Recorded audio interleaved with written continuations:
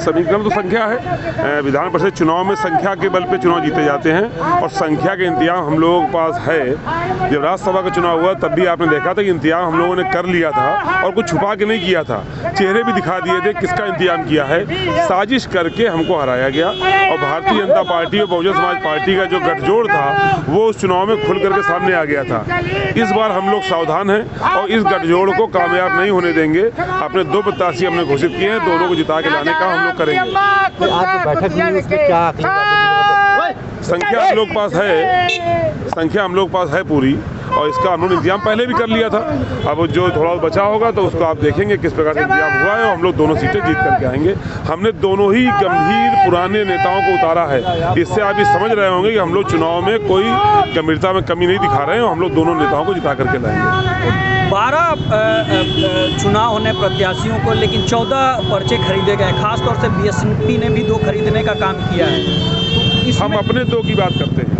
हमारे 2 जीत करके जाएंगे और किसके कौन जीतेंगे हमें नहीं पता। हमारे 2 जीतेंगे। और जहाँ तक बहुजन समाज पार्टी का सवाल है, हमें तो अगर आप गिनती गिन लेंगे तो उनके पास जो नामांकन के लिए 10 विधायक चाहिए, बहुजन समाज पार्टी के पास 10 विधायक नामांकन फार्म पे दस्तखत करने के लिए भी उपलब्ध नहीं है। सवाल तो यही है कि संख्या बल नहीं है आपके पास में। हमारे पास है, उनके पास नहीं है। आप बहुजन समाज पार्टी के जो विधायक जीते उनकी संख्या गिन लीजिए। उनके पास 10 विधायक पूरे भरोसे के नहीं है जिससे नामांकन पत्र दस्तखत भी वो करा सके। पिछली बार पर्चा खारिज हो गया था, इस बार किस तरीके से तैयारी आप लोगों ने किया है? इसीलिए हम लोगों ने 2 दिन का समय रखा है। आज सारे कागजात कंप्लीट कर लिए गए हैं, ठीक से जांच कर ली गई है और कल सलीके से मकर संक्रांति के शुभ दिन हम लोग पर्चा दाखिल करेंगे। परिणाम भी सार्थक होगा।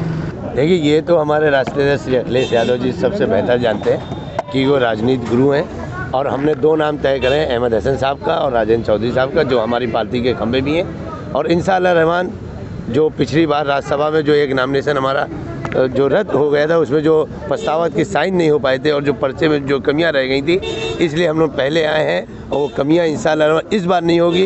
इस बार अल्लाह ने चाहा हम दोनों उम्मीदवार को जिताएंगे भी और इस बार जो बीजेपी और बीएसपी की चाल है उसको हम बहुत अच्छी तरह से नाकाम कर पाएंगे। ये नंबर्स नहीं है तो ये कैसे पूरा कर पाएंगे? नंबर ही तो पूरा करने का ये खेल है मियाँ। अगर इतनी जल्दी समझ जाएंगे तो फिर खेल बिगड़ नहीं जाएगा। खेल तो पिछली बार आप लोगों का बिगड़ गया था राज्यसभा में जी, और इस बार बीएसपी ने भी पर्चा खरीदने का काम किया है। तो क्या लगता है कि पिछली बार जो खेल हुआ था वो खेल इस बार नहीं होगा? देखिए, बीएसपी के बारे में तो हर आदमी जानता है। उन तो एक आईना की तरह एकदम साफ पालती के पैसा लाओ तो उम्मीदवार बनोगे।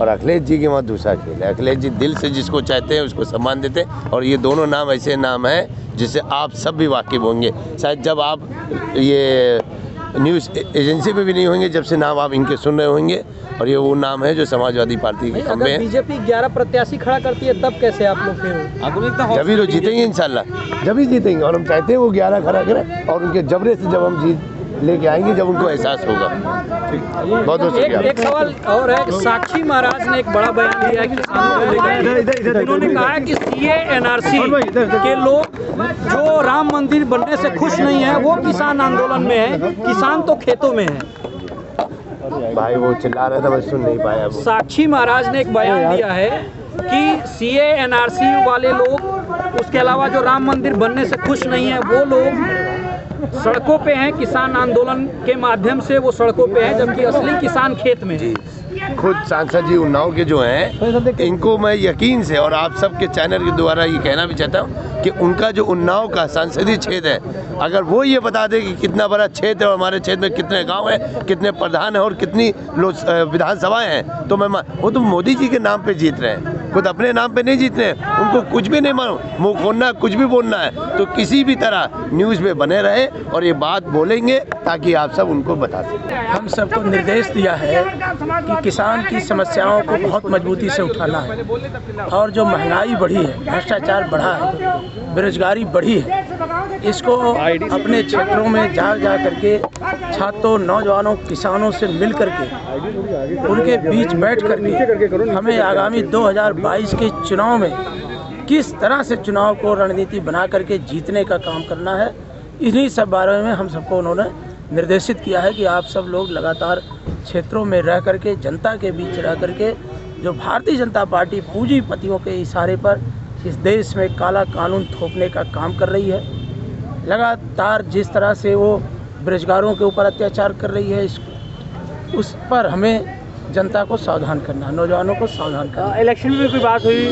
इलेक्शन तो आप जान ही रहे हैं, वो तो घोषित कर ही दिए हैं राजनीति जी, और जैसा भी आगे की रणनीति होगी वो कल आपको बताएंगे। क्या नॉमिनेशन है कल?